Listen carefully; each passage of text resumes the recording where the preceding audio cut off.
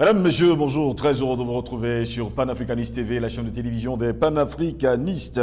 Au cours de cette autre édition de Parole panafricaniste, notre grande interrogation, c'est celle-ci. Guinée équatoriale, crise entre Malabo et Paris. Le Quai d'Orsay sautera-t-il le pas de l'expulsion des diplomates? C'est notre grande interrogation. Eh bien, Mesdames, Messieurs, la justice française a déclaré irrecevable la requête en restitution de l'immeuble qui abrite l'ambassade de Guinée équatoriale à Paris. Les lieux avaient été officiellement saisis, bien que la décision n'ait pas été appliquée après la condamnation du vice-président Théodore Obiang Mangué, dit Théodorin. Le bras de fer durait depuis près de 10 ans et le couperet est tombé le mercredi 8 juin dernier. La justice française refuse de restituer à Malabo l'hôtel particulier situé au numéro 42 avenue Foch à Paris. Celui-ci avait été officiellement saisi sans que la décision soit appliquée après la condamnation du vice-président équato-guinéen Théodore Obiang Mangué à 3 ans de prison avec sursis et à 30 millions d'euros d'amende dans l'affaire dite des biens mal acquis.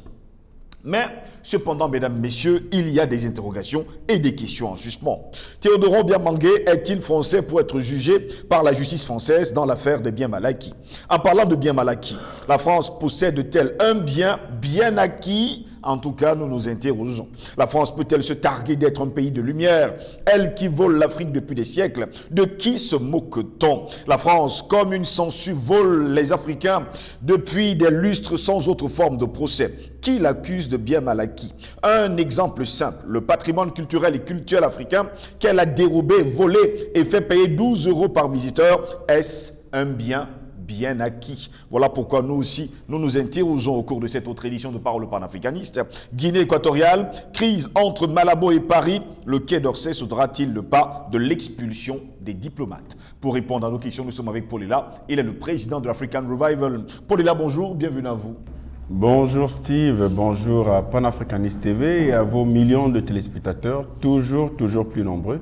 Et un plaisir renouvelé pour partager avec toi les sujets d'actualité et édifier autant que faire se peut ceux qui nous écoutent. Très heureux de vous avoir, hein, Paulila. Encore aujourd'hui, on parlait d'un bras de fer qui durait depuis près de 10 ans. Aujourd'hui, eh bien, le couperet est tombé, c'était le 8 juin. On va le dire comme ça au soir. La justice française refuse aujourd'hui de restituer à Malabo l'hôtel particulier situé au 42 rue Foch à Paris, un immeuble qui abrite l'ambassade de la Guinée équatoriale en France. Alors, mon cher Steve, moi, la France, vraiment, je ne sais plus comment on va la traiter, comment on va la qualifier. Je pense que le vocable le plus adapté, c'est la schizophrénie. La France est un État schizophrène. C'est cet État-là qui dit une chose, qui dit son contraire, qui applique telle façon de faire ici et qui applique une autre là, et qui se dédie en permanence. C'est de la schizophrénie, c'est de la folie. Parce que quand on fait une erreur et que ça paraît comme tel une fois en passant, d'accord. Mais quand ça devient permanent, répétitif, compulsif, alors ça s'appelle de la bêtise, ça s'appelle de la duplicité, ça s'appelle l'hypocrisie, le double langage. Ce sont les principales caractéristiques de la France et elle ne se refera pas, elle ne se réinventera pas. Parce que c'est dans leur ADN.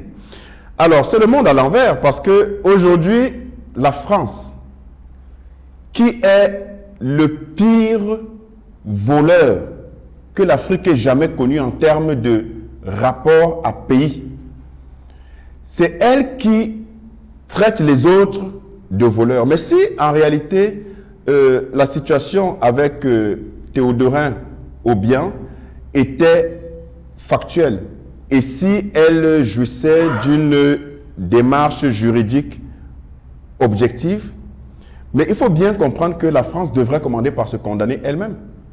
Mais vous savez bien ce qu'on appelle le recel. Mais comment vous savez que c'est des biens mal acquis, mais c'est sur votre territoire et vous en jouissez au point où vous faites ressortir votre nature la plus abjecte, à savoir la rapine, le vol.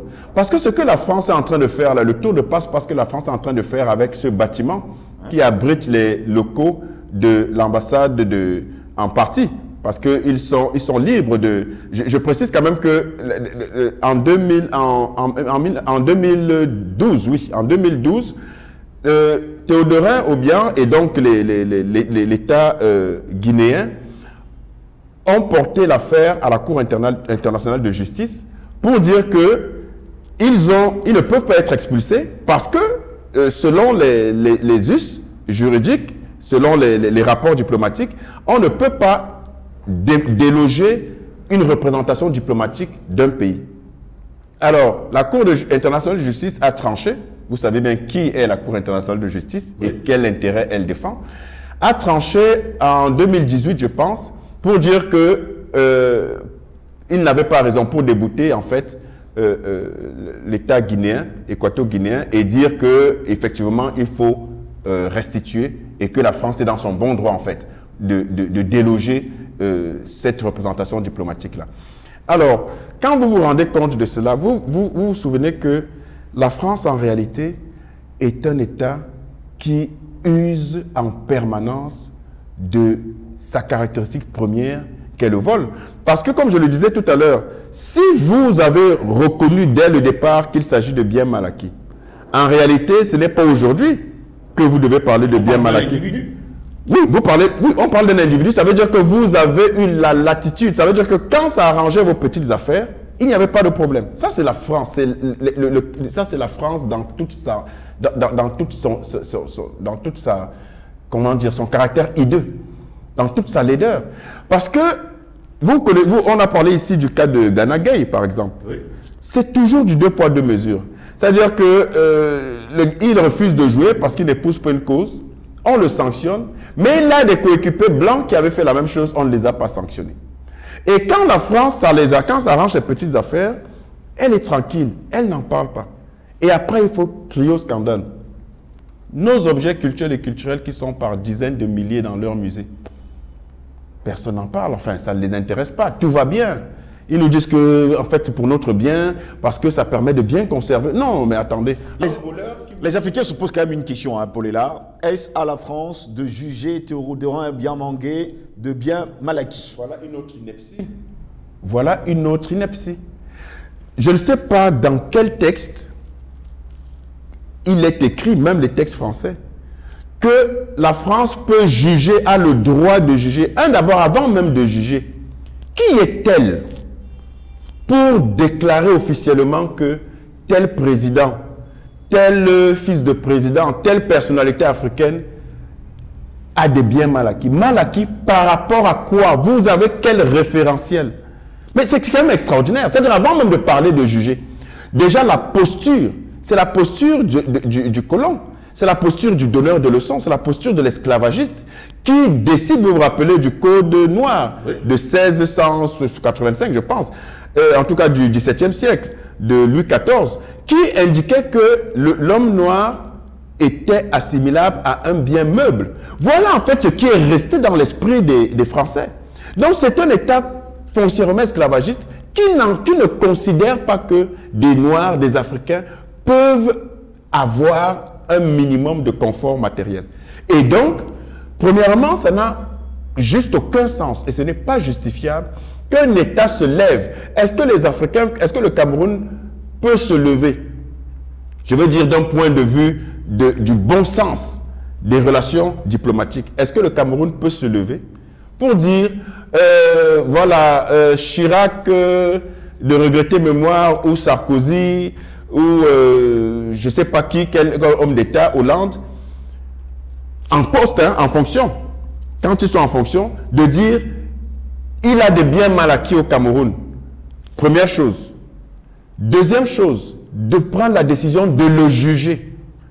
Mais c'est quand même quelque chose d'extraordinaire. C'est du mépris et les peuples africains ne peuvent pas tolérer ce genre de dénigrement.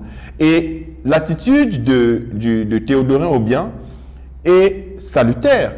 Et toutes ces situations sont intéressantes parce qu'elles contribuent à éveiller les consciences, même au plus haut sommet de nos États, qui, malheureusement, pour beaucoup, continuent de considérer la France comme voulant leur bien, comme étant leur ami, peut-être parce qu'elle a contribué par des canaux mafieux, à les placer, à les maintenir en poste.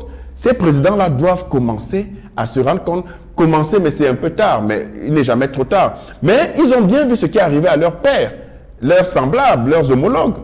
Ils ont bien vu, on a vu ce qui est arrivé à Ibeka, comment on l'a lâché, on a vu ce qui est arrivé au président burkinabé, Roch Kaboré. On a vu, mais à un moment donné, faites une lecture intelligente des événements et dites-vous que ce qui est arrivé à vos frères peut vous arriver. Et je salue ici l'attitude, la réaction, même si ce n'est pas encore une décision officielle dans le sens de l'État guinéen, parce qu'il a communiqué sur sa page Twitter, quand le vice-président, donc, Théodorin Obiang, a fait état de ce que si ils étaient délogés, si leur représentation diplomatique était délogée de cet endroit, il expulserait de facto l'ambassadeur français de Guinée équatoriale. Ça s'appelle tout simplement la réciprocité des formes en matière diplomatique et c'est tout à fait normal. Je vous poserai donc une question. N'est-ce pas une déclaration de guerre que de déclarer aujourd'hui qu'un immeuble abritant justement l'ambassade de Guinée équatoriale en France appartient plus à ce pays? N'est-ce pas une déclaration de guerre? C'est quand même extraordinaire. L'objectif premier, parce qu'il faut bien connaître un peu l'esprit de l'État français, l'objectif premier, c'est l'humiliation. Et vous allez voir que quand ils ont ce genre d'attitude, oui, c'est qu'il y a anguille sous roche. C'est qu'il y a une situation qui n'est pas mise au nu, qui n'est pas mise à la connaissance du grand public, dont ils sont en train de se venger. En fait, c'est ça la France. Et effectivement, on est en droit de considérer que c'est une déclaration de guerre, au moins d'un point de vue diplomatique, parce que la guerre, ce n'est pas seulement les bruits de canon et les bruits de bottes. Et la France, en réalité, fait office, affiche en tout cas, son mépris ostentatoire vis-à-vis des pays africains, vis-à-vis des Noirs en général. Oui. Et j'insiste pour que nous en prenions fait des causes pour nos peuples, pour nos dirigeants, parce que là, il faut savoir faire la part des choses. Malheureusement, souvent, nous, Africains, on ne sait pas faire la part des choses. C'est-à-dire qu'on a des choses à nous reprocher entre nous, Africains, ce qui est normal. On va dire, mon président, dans tel ou tel pays, n'est pas... Enfin, on peut lui reprocher tout à son président, à ses dirigeants africains. J'ai parlé, par exemple, de l'Union africaine. Mais il est anormal de faire l'amalgame et de s'exposer et de se livrer en pâture vis-à-vis de l'ennemi commun qu'est l'Occident et son impérialisme. C'est-à-dire qu'à l'heure actuelle, il serait erroné pour des Africains de jeter en pâture Théodorin Obiang, par exemple, pour des raisons internes à l'Afrique. On va se dire, oh, la gérance, ainsi de suite. Mais ça n'a rien à voir. Ce que je veux dire, c'est qu'il faut qu'on sache faire la part des choses. Là, on doit faire bloc quand il s'agit de l'Afrique vis-à-vis d'un ennemi commun qui est et demeure encore l'impérialisme occidental. Donc, tout notre soutien doit aller à l'endroit de la Guinée équatoriale et qu'on taise d'abord nos différends et nos différences internes et qu'on n'aille pas faire malheureusement ce qui est souvent arrivé en Afrique. Et ça, ce n'est pas moi qui te l'apprends. C'est souvent ce qui arrive en Afrique et qui arrive encore en Afrique. C'est-à-dire qu'on profite des situations de différence entre nous pour aller pactiser avec l'ennemi et pour faire tomber l'un de nos frères. C'est juste abject et il faut que ça s'arrête. Donc, la France est effectivement dans une posture hostile vis-à-vis des pays africains. Oui. Et elle l'a démontré à suffisance. Et le cas de la Guinée équatoriale est un énième cas qu'on ne peut juste pas tolérer.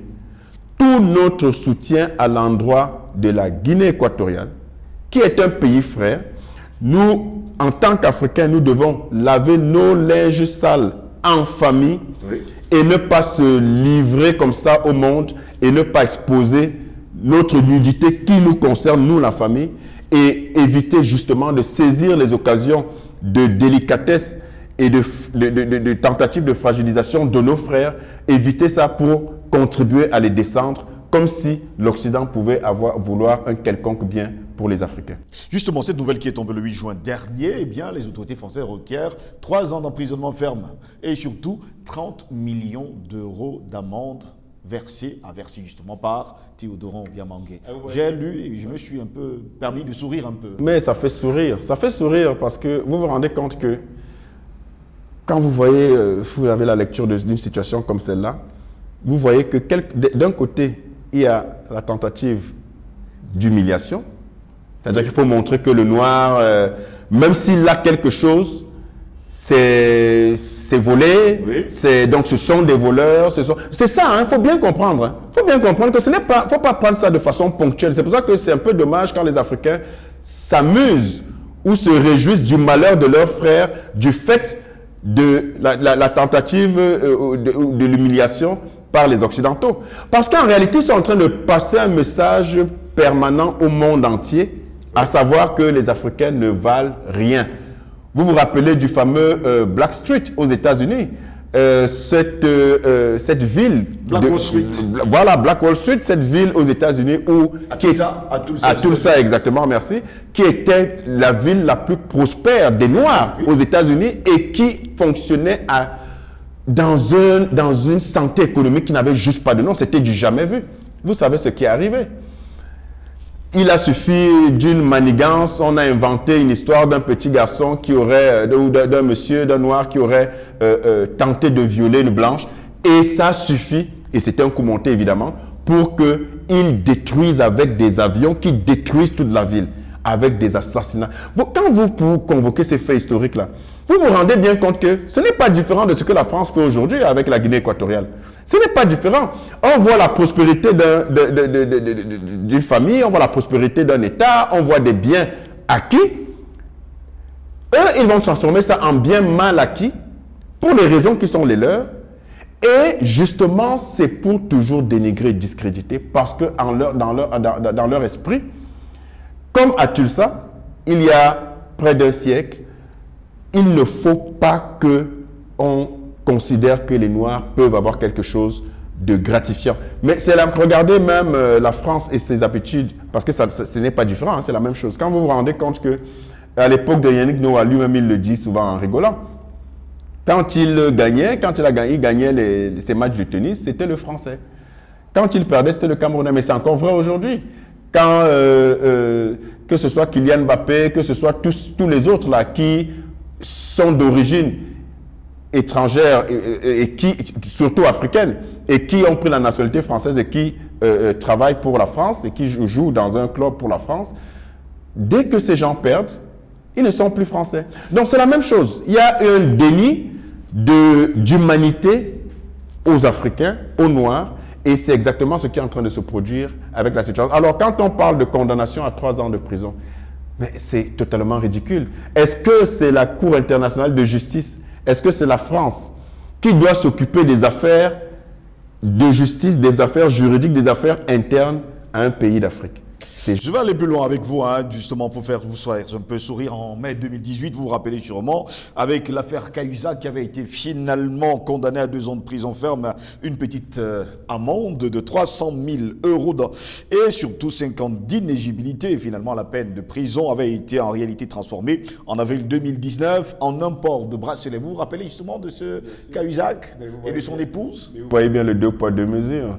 Et les cas comme ça sont légion, le cas Cahuzac, mais il y en a d'autres. Donc en réalité, qu'est-ce que vous dites de Nicolas Sarkozy, qui est un voyou devant l'Éternel? Et quand on m'entend dire ça, on peut dire, ah oui, c'est juste parce qu'il est africain et c'est une vengeance. Oui, Sarkozy a fait des... Mais je dis que quand Sarkozy n'avait même pas encore 1 an de présidence, les journaux français titraient déjà le voyou. Bon, si eux, entre eux, ils peuvent attester du statut de délinquance avancée de leur plus haut représentant à la tête de leur pays. Mais quand moi je le dis, ça veut dire que ça tombe totalement sous le sens et que c'est flagrant. Donc, vous avez un monsieur comme Sarkozy qui a des casseroles qui font le tour de la Terre 20 fois. C'est-à-dire que ces casseroles, on les aligne, ça fera le tour du globe terrestre au moins 20 fois. Mais le gars est peinard, il donne des conférences à Paris, il donne des conférences à New York, il est payé grassement, tout va bien. Je rappelle quand même qu'il est conseiller, hein, du côté de la Guinée et de la Côte d'Ivoire. Ben voilà, ben la Côte d'Ivoire, c'est... Bon, ce n'est pas le sujet. Bon, je ne vais pas embêter, taquiner mes amis ivoiriens, mais en réalité, on sait qui est leur président. Et on sait très bien que c'est le toutou de la France. En tout cas, lui, il assume. Hein.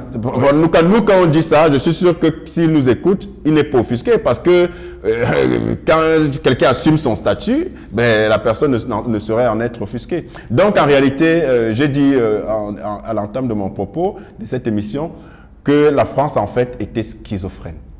Voilà. Donc vous voyez le traitement des uns et le traitement des autres. Surtout quand ce sont des Africains. Depuis le 8 juin, Paul est là, il y a des Africains qui se posent des questions. La France a-t-elle jamais eu un bien acquis? Alors, je vous rappelle, je l'ai dit déjà, et je vais m'arrêter là pour cette réponse, parce que encore, les biens mal acquis de la France peuvent faire 200 fois le tour du globe terrestre. Mais, je rappelle quand même que l'histoire de la France n'est écrite, je pèse mes mots, l'histoire de la France n'est écrite quand? J'essaye de parler leur français. Quand? Ça veut dire qu'il n'y a même pas une once de quelque chose qui échappe.